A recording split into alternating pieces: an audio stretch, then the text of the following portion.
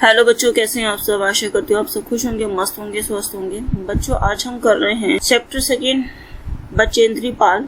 बचेंद्री पाल का जन्म उत्तरांचल के चमोली जिले में बम्पा गांव में 24 मई 1954 को हुआ। बचेंद्री अपनी मां हंसा देई नेगी और पिता किशन सिंह पाल की तीसरी संतान है।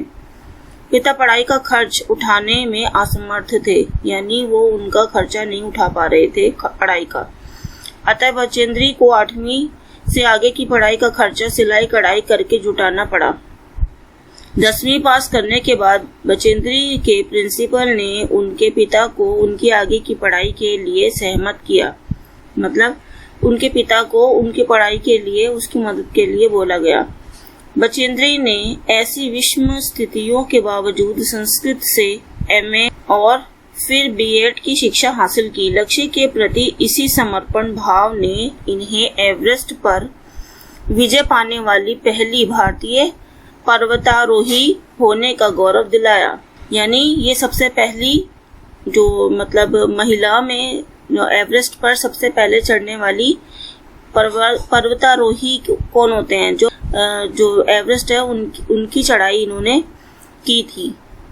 बचेंद्री को पहाड़ पर चढ़ने का चाव बचपन से ही था। चाव मीन्स शौक। जब इनका बड़ा भाई इन्हें पहाड़ पर चढ़ने से रोकता था और इनसे 6 साल छोटे भाई को पहाड़ पर चढ़ने के लिए उकसाता था, यानी इन्हें तो रोकता था लेकिन जो इनसे छोटा भाई था उसको बोलता था कि तू पहाड़ पे चढ़। तब बचेंद्री को बहुत बुरा लगता था। वह सोचती थी कि भाई यह क्यों नहीं समझता कि जो काम छोटा भाई कर सकता है वह उसकी यह बहन भी कर सकती है।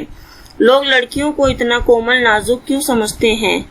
बहरहाल पहाड़ों पर चढ़ने की उनकी इच्छा बचपन में भी पूरी होती रही। चूंकि इनका परिवार साल के कुछ महीने एक ऊंचाई वाले गांव में बिताता था और कुछ महीने पहाड़ से नीचे तराई में बसे एक और गांव में। जिस मौसम में परिवार नीचे तराई वाले गांव में आ जाता था, उन महीनों में स्कूल जाने के लिए बचेंद्री को भी 5-6 मील पहाड़ की चढ़ाई चढ़नी और उतरनी पड़ती थी। इधर बचेंद्री की पढ़ाई पूरी हुई, उधर इंडियन माउंटेन फाउंडेशन ने एवरेस्ट अभियान पर जाने का साहस रखने वाली महिलाओं की खोज शुरू की। बचेंद्री इस अभियान दल में शामिल हो गई। ट्रेनिंग के दौरान बचेंद्री 7500 मीटर ऊंची मान चोटी पर सफलतापूर्वक चढ़ी। कई महीनों के अभ्यास के बाद आखिर वह दिन आ ही गया जब उन्होंने एवरेस्ट विजय के लिए प्रयाण किया। बचेंद्री ने एवरेस्ट विजय की अपनी रोमांचक पर्वतारोहण यात्रा का संपूर्ण विवरण स्वयं ही कलमबद्ध किया है। यानी इन्होंने अपनी जो भी एवरेस्ट पर चलने की, आने की, उनके रास्तों की जो भी सारी बातें हैं वो उस किताब में इन्होंने खुद ही लिखी हैं। प्रस्तुत उसी विवरण में से लिया गया है। यह लोमहर्षक अंश बचेंद्री के उस अंतिम पड़ाव से शिखर तक पहुंचकर तिरंगा लहराने के पल पल का ब्यौरा बयान करता है। यानी जब उन्होंने इस जो पर्वतारोहण यानी जो एवरेस्ट पर चढ़ने के रास्ते थे, जो भी उन्होंने उन रास्तों में किया और जो उनके साथ हुआ और तिरंगा लहराया, ये सब बातें क्या है, वो सारी पल पल की जो बातें हैं वो इसमें बयान कर रही हैं, यानी बता रही हैं। इसे पढ़ते हुए ऐसा लगता है मानो पाठक यानी जो पढ़ रहा है वो भी उनके कदम से कदम मिलाता हुआ सभी खतरों को खुद झेलता हुआ एवरेस्ट के शिखर पर जा रहा हो। चैप्टर इस प्रकार है, एवरेस्ट मेरी शिखर यात्रा। एवरेस्ट अभियान दल 7 मार्च को दिल्ली से काठमांडू के लिए हवाई जहाज से चल दिया। एक मजबूत अग्रिम दल बहुत पहले ही चला गया था, यानी इनसे पहले भी एक जो ग्रुप था वो पहले भी जा चुका था एवरेस्ट के लिए, जिससे कि वह हमारे बेस कैंप पहुंचने से पहले दुर्गम हिमपात के रास्ते को साफ कर सके। यानी जो ये जा रहे हैं एवरेस्ट पर जाने के लिए जो हिमपात होता है, जो बर्फीला जो रास्ता होता है जहाँ से क्रॉस करना होता है, उसकी सफाई के लिए, यानी उन बर्फ को हटाने के लिए। हिमपात क्या होता है, बर्फ होता है, तो उसको साफ कर सके, इसीलिए वो पहले ही ग्रुप चला गया था। नमचे बाजार शेरपालेन का एक सर्वाधिक महत्वपूर्ण नागरीय क्षेत्र है। नागरीय क्षेत्र नामचे बाजार शेरपालैंड का एक सर्वाधिक महत्वपूर्ण नागरीय क्षेत्र है। यानी कि शेरपा क्या होते हैं, जो यहाँ के रहने वाले जो लोग होते हैं, जैसे नेपाली लोग हो गए, तो वहाँ पर जो काम करते हैं सामान ले जाने का, उठाने का, वो क्या है, यहाँ पर सबसे ज्यादा सर्वाधिक महत्वपूर्ण नागरिक हैं। सबसे महत्वपूर्ण लोग यहाँ वो इस क्षेत्र के हैं। अधिकांश शेरपा इसी स्थान तथा यही के आसपास के गांव के होते हैं। यह नमचे बाजार ही था जहाँ से मैंने सर्वप्रथम एवरेस्ट को निहारा, जो नेपालियों में सागर माथा के नाम से प्रसिद्ध है।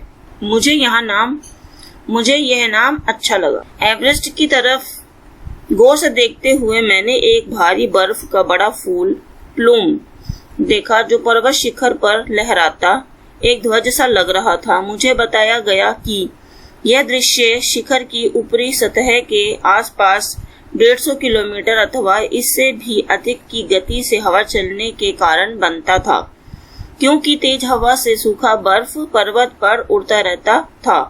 बर्फ का यह ध्वज 10 किलोमीटर या इससे भी लंबा हो सकता था। शिखर पर जाने वाले प्रत्येक व्यक्ति को दक्षिण पूर्वी पहाड़ी पर इन तूफानों को झेलना पड़ता था। विशेषकर खराब मौसम में यह मुझे डराने के लिए काफी था। फिर भी मैं एवरेस्ट के प्रति विचित्र रूप से आकर्षित थी और इसकी कठिनतम चुनौतियों का सामना करना चाहती थी। जब हम 26 मार्च को पेरिस पहुंचे, हमें हिमस्खलन के कारण हुई एक शेरपा कुली की मृत्यु का दुखद समाचार मिला। यानी हिमस्खलन का मतलब होता है जो बर्फ का खिसकना, पहाड़ों को खिसकना। उसकी वजह से क्या हुआ था, शेरपा कुली यानी एक कुली की मृत्यु हो गई थी और ये समाचार उन लोगों को मिला। खुम्बू हिमपात पर जाने वाले अभियान दल के रास्ते के बाईं तरफ सीधी पहाड़ी के धसकने से लहोत्से की ओर से एक बहुत बड़ी बर्फ की चट्टान नीचे खिसक आई थी। 16 शेरपा कुलियों के दल में से एक की मृत्यु हो गई और 4 घायल हो गए थे। इस समाचार के कारण अभियान दल के सदस्यों के चेहरों पर छाए अवसाद को देखकर हमारे नेता कर्नल खुल्लर ने स्पष्ट किया कि एवरेस्ट जैसे महान अभियान में खतरों को और कभी-कभी तो मृत्यु भी आदमी को सहज भाव से स्वीकार करनी चाहिए। उपनेता प्रेमचंद्र, जो अग्रिम दल का नेतृत्व कर रहे थे, 26 मार्च को पेरिस लौट आए। उन्होंने हमारी पहली बड़ी बाधा खुम्बू हिमपात की स्थिति से हमें अवगत कराया, यानी उसके बारे में उन्होंने बताया। उन्होंने कहा कि उनके दल ने कैंप 1 6000 मीटर जो हिमपात के ठीक ऊपर है, वहां तक का रास्ता साफ कर दिया है। उन्होंने यह भी बताया कि पुल बनाकर, रस्सियां बांधकर तथा झंडियों से रास्ता चिन्हित कर सभी बड़ी कठिनाइयों का जायजा ले लिया गया है। यानी अब उनको यह सब कौन बता रहे हैं, जो उनके उपनेता प्रेमचंद्र, जो अग्रिम दल का नेतृत्व कर रहे थे, तो वो सब जो ये सारे रास्ते जो साफ कर दिए गए हैं और पुल बना दिया गया है, रस्सियां बांध दी गई हैं, झंडियों से रास्ता चिन्हित, यानी झंडियां लगा कर उस रास्ते को जैसे साइन दे दिया गया है कि इस रास्ते से आपने आगे जाना है। चिन्हित करना मतलब रास्ते को बताना। तो वो क्या कह रहे हैं कि जो सभी बड़ी कठिनाइयों का जायजा है, जो कठिनाइयां वहां पर हो सकती हैं, उसका जायजा ले लिया गया है। उन्होंने इस पर भी ध्यान दिलाया कि ग्लेशियर बर्फ की नदी है और बर्फ का गिरना अभी जारी है। हिमपात में अनियमित और अनिश्चित बदलाव के कारण अभी तक के किए गए सभी काम व्यर्थ हो सकते हैं और हमें रास्ता खोलने का काम दोबारा करना पड़ सकता है। बेस कैंप, यानी जहाँ पे वो कैंप लगाया हुआ है, में पहुंचने से पहले हमें एक और मृत्यु की खबर मिली। जलवायु अनुकूल न होने के कारण एक रसोई सहायक की मृत्यु हो गई। यानी कि जो किचन का काम जिसने संभाल रखा था, जो वहाँ पर जो एवरेस्ट पर जाने वाले लोगों के लिए खाना बनाने के लिए जो वो एक रसोईया रखा हुआ होता है, उसकी भी मृत्यु हो गई। निश्चित रूप से हम आशाजनक स्थिति में नहीं चल रहे थे, यानी कि जो वो सोच रहे थे वैसा उनको कुछ भी मतलब फील नहीं हो रहा था। एवरेस्ट शिखर को मैंने पहले 2 बार देखा था, लेकिन एक दूरी से बेस कैंप पहुंचने पर दूसरे दिन मैंने एवरेस्ट पर्वत तथा इसकी अन्य श्रेणियों को देखा, यानी अलग अलग जो पर्वत की श्रेणियां हैं उनको उसने देखा। मैं भौचक्की होकर खड़ी रह गई, यानी एकदम से हैरान हो जाना। और एवरेस्ट लहोसे और नुत्से की ऊंचाइयों से घिरी बर्फीली टेढ़ी मेढ़ी नदी को निहारती रही। हिमपात अपने आप में एक तरह से बर्फ के खंडों का अव्यवस्थित ढंग से गिरना ही था। हमें बताया गया कि ग्लेशियर के बहने से अक्सर बर्फ में हलचल हो जाती थी, जिससे बड़ी बड़ी बर्फ की चट्टानें तत्काल गिर जाया करती थी, यानी एकदम से ही वो खिसक जाती थी और बर्फ से जो बनी हुई होती थी वो गिर जाती थी। उनका कोई भी भरोसा नहीं होता था, कभी भी कहीं से भी वो गिर सकती थी और अन्य कारणों से भी अचानक प्रायः खतरनाक स्थिति धारण कर लेती थी। सीधे धरातल पर दरार पड़ने का विचार और इस दरार का गहरे चौड़े हिमविदर में बदल जाने का मात्र ख्याल ही बहुत डरावना था। यानी कि अगर कोई एवरेस्ट पर पहुंचे और अचानक से बर्फीली पहाड़ी खिसके तो वो क्या होगा, सीधा नीचे धरातल यानी जहाँ से वो आए थे, शुरुआत की थी, वहां पर वो पहुंच जाएंगे। इससे भी ज्यादा भयानक इस बात की जानकारी थी कि हमारे संपूर्ण प्रवास के दौरान हिमपात लगभग 1 दर्जन आरोहियों और कूलियों को प्रतिदिन छूता रहेगा। दूसरे दिन नए आने वाले अपने अधिकांश सामान को हम हिमपात के आधे रास्ते तक ले गए। डॉक्टर मीनू मेहता ने हमें एल्यूमीनियम की सीढ़ियों से अस्थायी पुलों का बनाना, लट्ठों और रस्सियों का उपयोग, बर्फ की आड़ी तिरछी दीवारों पर रस्सियों को बांधना और हमारे अग्रिम दल के अभियांत्रिकी कार्यों के बारे में हमें विस्तृत जानकारी दी। अब वो आगे क्या बता रहे हैं कि जब वो कह रहे हैं कि दूसरे दिन नए आने वाले अपने अधिकांश सामान को हम हिमपात के आधे रास्ते तक ले गए, यानी कि जो उनके साथ डॉक्टर हैं, रसोइये हैं और जो उनके साथ सारा सामान है, सीढ़ियां हैं और जो पुलों का बनाना, जो मतलब लकड़ी के डंडे वगैरह है, रस्सियां हैं, इनका जो उपयोग उनको करना पड़ता है और बर्फ की आड़ी तिरछी दीवारों पर रस्सियों को बांधना, किस तरह से बांधना है और हमारे अग्रिम दल के अभियांत्रिकी कार्यों के बारे में हमें विस्तृत जानकारी दी। यानी ये सारी जानकारियां उनको पहले से दी जाती हैं कि किस तरह से उनको बांधना है, किस तरह से उसकी चढ़ाई करनी है। तीसरा दिन, यानी जब तीसरा दिन था तो हिमपात से कैंप 1 तक, यानी कैंप 1 जो नंबर है वहाँ क्या था, सामान ढोकर चढ़ाई का अभ्यास करने के लिए निश्चित था। यानी वहाँ पर जो कैंप नंबर 1 है वहाँ पर सामान को ढोकर चढ़ाई का अभ्यास करने के लिए निश्चित था। रीता, गुम्बू तथा मैं साथ साथ चढ़ रहे थे। हमारे पास एक वॉकी टॉकी था, यानी जो मैसेज लेने देने वाला वॉकी टॉकी होता है वो लोगों के पास है, जिससे हम अपने हर कदम की जानकारी बेस कैंप पर दे रहे थे। कर्नल खुल्लर उस समय खुश हुए जब हमने उन्हें अपने पहुंचने की सूचना दी, क्योंकि कैंप 1 पर पहुंचने वाली केवल हम 2 ही महिलाएं थीं।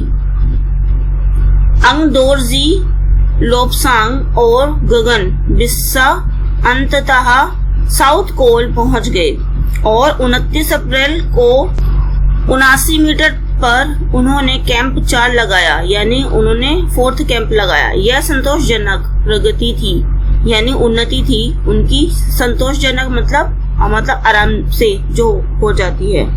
जब अप्रैल में मैं बेस कैंप में थी तेनजिंग अपनी सबसे छोटी सुपुत्री डेकी के साथ हमारे पास आए थे। उन्होंने इस बात पर विशेष महत्व दिया कि दल के प्रत्येक सदस्य और प्रत्येक शेरपा कुली से बातचीत की जाए। जब मेरी बारी आई, मैंने अपना परिचय यह कहकर दिया कि मैं बिल्कुल ही नौसिखिया हूँ, यानी कि नौसिखिया मीन्स जिसने अभी अभी शुरुआत की है और जिसको कोई एक्सपीरियंस नहीं है, और एवरेस्ट मेरा पहला अभियान है, यानी एवरेस्ट पर जो आना उसका सबसे पहला अभियान यही है। तेनजिंग हंसे और मुझसे कहा कि एवरेस्ट उनके लिए भी पहला अभियान है, लेकिन यह भी स्पष्ट किया कि शिखर पर पहुंचने से पहले उन्हें 7 बार एवरेस्ट पर जाना पड़ा था। फिर अपना हाथ मेरे कंधे पर रखते हुए उन्होंने कहा, तुम एक पक्की पर्वतीय लड़की लगती हो, तुम्हें तो शिखर पर पहले ही प्रयास में पहुंच जाना चाहिए। 15-16 मई 1984 को बुद्ध पूर्णिमा के दिन मैं लाओत्से की बर्फीली सीधी ढलान पर लगाए गए सुंदर रंगीन नायलॉन के बने तंबू के कैंप 3 में थी। कैंप में 10 और व्यक्ति थे। लोब्सांग तशारिंग मेरे तंबू में थे। एनडी शेरपा तथा और 8 अन्य शरीर से मजबूत और ऊंचाइयों में रहने वाले शेरपा दूसरे तंबुओं में थे। मैं गहरी नींद में सोई हुई थी कि रात में 12:30 बजे के लगभग मेरे सिर के पिछले हिस्से में किसी एक सख्त चीज के टकराने से मेरी नींद अचानक खुल गई और साथ ही एक जोरदार धमाका भी हुआ।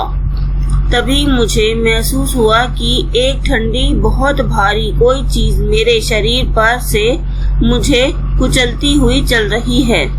मुझे सांस लेने में भी कठिनाई हो रही थी। और यह क्या हो गया था? एक लंबा बर्फ का पिंड हमारे कैंप के ठीक ऊपर लाओत्से ग्लेशियर से टूटकर नीचे आ गिरा था और उसका विशाल हिमपुंज बना गया था। हिमखंडों, बर्फ के टुकड़ों तथा जमी हुई बर्फ के इस विशालकाय पुंज ने एक एक्सप्रेस रेलगाड़ी की तेज गति और भीषण गर्जना के साथ सीधी ढलान से नीचे आते हुए हमारे कैंप को तहस नहस कर दिया। वास्तव में हर व्यक्ति को चोट लगी थी। यह एक आश्चर्य था कि किसी की मृत्यु नहीं हुई थी, यानी किसी की जान का नुकसान नहीं हुआ था, लेकिन चोटें सबको लगी थी। लोब्सांग अपनी सिवस छुरी की मदद से हमारे तंबू का रास्ता साफ करने में सफल हो गए थे और तुरंत ही अत्यंत तेजी से मुझे बचाने की कोशिश में लग गए। थोड़ी सी भी देर का सीधा अर्थ था मृत्यु। बड़े बड़े हिम पिंडों को मुश्किल से हटाते हुए उन्होंने मेरे चारों तरफ की कड़े जमे बर्फ की खुदाई की और मुझे उस बर्फ की कब्र से निकाल बाहर खींच लाने में सफल हो गए। सुबह तक सारे सुरक्षा दल आ गए थे। सुरक्षा दल यानी कि जो इनके साथ चलते हैं, जो इनकी हर एक परेशानी में ताकि इनको मदद मिल सके, तो वो क्या थे? वो सुरक्षा दल इनके साथ होते हैं। और 16 मई को प्रातः 8 बजे तक हम प्रायः सभी कैंप 2 पर पहुंच गए थे। जिस शेरपा की टांग की हड्डी टूट गई थी उसे एक खुद के बनाए स्ट्रेचर, यानी जो खुद उन्होंने बना रखा था स्ट्रेचर पर लिटाकर नीचे लाए, यानी जिस पर वो जब कोई चोट वोट लग जाती है जो चल नहीं सकता तो उसे स्ट्रेचर पर लिटाकर लेके जाया जाता है, जिसे 2 लोग उठाते हैं और उसको हेल्प करते हैं। हमारे नेता कर्नल खुल्लर के शब्दों में यह इतनी ऊंचाई पर सुरक्षा कार्य का एक जबरदस्त साहसिक कार्य था। सभी 9 पुरुष सदस्यों को चोटों अथवा टूटी हड्डियों आदि के कारण बेस कैंप में भेजना पड़ा। तभी कर्नल खुल्लर मेरी तरफ मुड़कर कहने लगे, क्या तुम भयभीत थी? जी हाँ। भयभीत होना मीन्स तुम डर गई थी? उन्होंने कहा, जी हाँ। क्या तुम वापस जाना चाहोगी? नहीं, मैंने बिना किसी हिचकिचाहट के उत्तर दिया। जैसे ही मैं साउथ कोल कैंप पहुंची, मैंने अगले दिन की अपनी महत्वपूर्ण चढ़ाई की तैयारी शुरू कर दी। मैंने खाना, कुकिंग गैस तथा कुछ ऑक्सीजन सिलेंडर इकट्ठे किए। जब दोपहर 1:30 बजे बिस्सा आया, उसने मुझे चाय के लिए पानी गर्म करते देखा कि जय और मीनू अभी बहुत पीछे थे। मैं चिंतित थी क्योंकि मुझे अगले दिन उनके साथ ही चढ़ाई करनी थी। वे धीरे धीरे आ रहे थे क्योंकि वे भारी बोझ लेकर और बिना ऑक्सीजन के चल रहे थे। दोपहर बाद मैंने अपने दल के दूसरे सदस्यों की मदद करने और अपने एक थर्मस को जूस से और दूसरे को गर्म चाय से भरने के लिए नीचे जाने का निश्चय किया। मैंने बर्फीली हवा में ही तंबू से बाहर कदम रखा। जैसे ही मैं कैंप क्षेत्र से बाहर आ रही थी, मेरी मुलाकात मीनू से हुई कि और जय अभी कुछ पीछे थे। मुझे जय जेनेवा पर की चोटी के ठीक नीचे मिला। उसने कृतज्ञता पूर्वक चाय वगैरह पी लेकिन मुझे और आगे जाने से रोकने की कोशिश की, मगर मुझे की से भी मिलना था। थोड़ा सा और आगे नीचे उतरने पर मैंने की को देखा। वह मुझे देखकर हक्का बक्का रह गया। तुमने इतनी बड़ी जोखिम क्यों ली बचेंद्री? मैंने उसे दृढ़ता पूर्वक कहा। मैं भी औरों की तरह एक पर्वतारोही हूँ, यानी जो दूसरे भी इस पर्वत को पार करने और इसको जो मैंने उसे दृढ़ता पूर्वक कहा। दृढ़ता पूर्वक कहना मतलब पूरे निश्चय भाव से। मैं भी औरों की तरह एक पर्वतारोही हूँ, यानी मैं भी तुम्हारी तरह ही एक पर्वतारोही हूँ, इसीलिए इस दल में आई हूँ। शारीरिक रूप से मैं ठीक हूँ, इसलिए मुझे अपने दल के सदस्यों की मदद क्यों नहीं करनी चाहिए? की हंसा और उसने पेय पदार्थ से प्यास बुझाई, यानी जो उसने चाय बनाई थी उसने उसे पिया और अपनी प्यास बुझाई। पेय पदार्थ मीन्स कुछ लिक्विड पीना। लेकिन उसने मुझे अपना किट ले जाने नहीं दिया। किट यानी जो सामान जिसके अंदर रखा हुआ होता है, वो सामान का बैग। थोड़ी देर बाद साउथ कोल कैंप से लाहाटू और बिस्सा हमें मिलने नीचे उतर आए और हम सब साउथ कोल पर जैसी भी सुरक्षा और आराम की जगह उपलब्ध थी उस पर लौट आए। साउथ कोल पृथ्वी पर बहुत अधिक कठोर जगह के नाम से प्रसिद्ध है। अगले दिन मैं सुबह 4 बजे उठ गई, बर्फ पिघलाया और चाय बनाई। वहाँ पर चाय कैसे बनाई जाती है? पानी वहाँ पर अवेलेबल तो है नहीं है, अब तो वहाँ पर जो बर्फ होती है उसे पिघलाकर ही पानी बनाकर चाय बनाई गई। कुछ बिस्कुट और आधी चॉकलेट का हल्का नाश्ता करने के बाद मैं लगभग 5:30 बजे अपने तंबू से निकल पड़ी। अंगदोर्जी बाहर खड़ा था और कोई आसपास नहीं था। अंगदोर्जी बिना ऑक्सीजन के ही चढ़ाई करने वाला था, लेकिन इसके कारण उसके पैर ठंडे पड़ जाते थे, इसलिए वह ऊंचाई पर लंबे समय तक खुले में और रात्रि में शिखर कैंप पर नहीं जाना चाहता था। इसलिए उसे या तो उसी दिन चोटी तक चढ़कर साउथ कोल पर वापस आ जाना था अथवा अपने प्रयास को छोड़ देना था।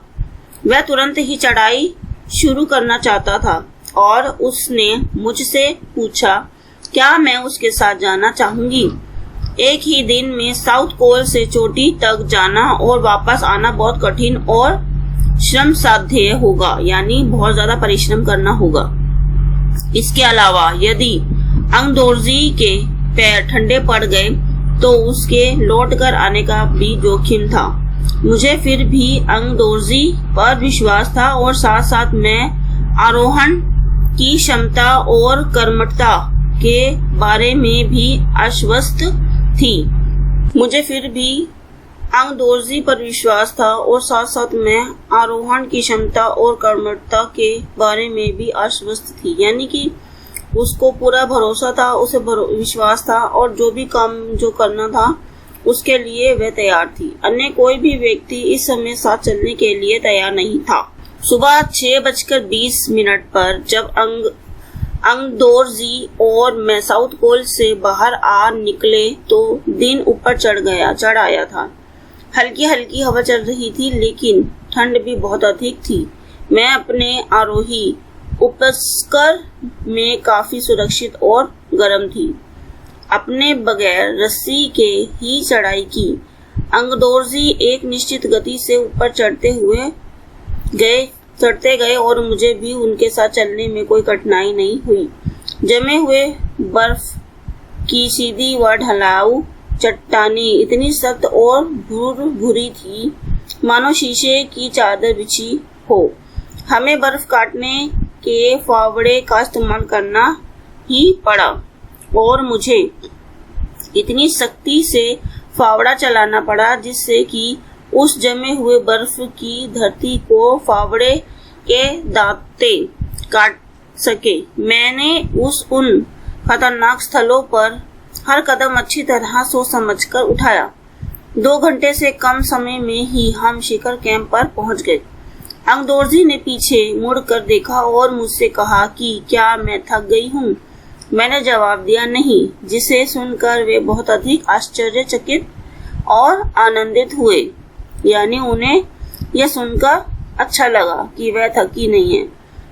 उन्होंने कहा कि पहले वाले दल ने शिखर कैंप पर पहुंचने में 4 घंटे लगाए थे और यदि हम इसी गति से चलते रहे तो हम शिखर पर दोपहर 1 बजे लहाटू हमारे पीछे पीछे आ रहा था और जब हम दक्षिणी शिखर के नीचे आराम कर रहे थे वह हमारे पास पहुंच गया।